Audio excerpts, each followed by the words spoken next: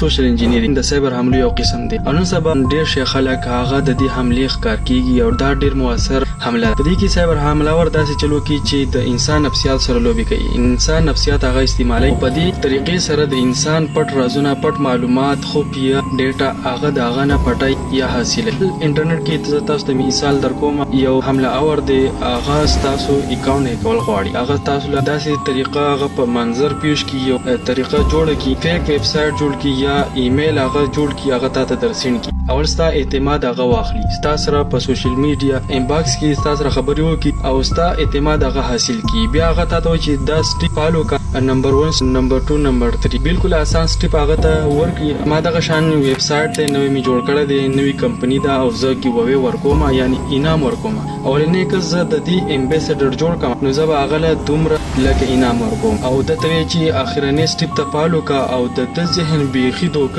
نفسیات سره لوبي وکي نو ته بالکل ریډي شي چې اوس مال ایمیل راکا چې زستا ایمیل هغه اډ کم په خپل اکاونټ کې او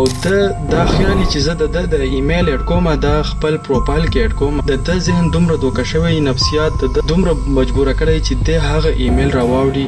او د خپل پروفایل کم اکاونټ دا هغه په صحیح سیټینګ کې چې کم زینه چې یوزر نیم دا سیزون د لاګین کوي هغه ځکه هغه د ایمیل ورکي او هغه کنفرم د دنه خپل اکاونټ لاړو او هیک شو. وس تاسو د دې سوشل انجینیرینګ حملو یو څو مثالونه درکو دا تاسو په هول د پرمات تاسو مثالونه درکو یو څو مثالونه دي دا دی لکه فیشینګ ایمیل شو څوک تاسو ته ایمیل درسند کی او هغه ایمیل تاسو ته دا سیراشي چې دا د یو بانک طرفه دی یا د فیسبوک طرفه دی یا ټوئیټر طرفه دی دا بل داسې کمپنی ده چې هغه تاسو استعمالوي هغه تاسو ته پته یې غټه کمپنی وي خصي بظاهر سره تاسو ته د ایمیل صحیح ښکاری په دغه کې یو پټ لینک پروت خو هغه لینک داسې وي چې هغه باندې تاسو کلیک کوئ او یو آر ال وي خو دوی شارټ کړی او دا تاسو ته بالکل صحیح ښکاری دا سي پیج ته هغه ایمیل تاسو بوزي هغه لینک تاسو بوزي چې هغه تاسو خپل معلومات ورکړي تاسو معلومات پټیدل شي تاسو یوزر نیم پاسورډ کې تاسو هغه پټیدل شي یا هغه لینک داسې سافټویر وي چې هغه مالویر وي هغه تاسو خپل سیستم کې انسټال کړئ تاسو سیستم ته نقصان ورسوي یا تاسو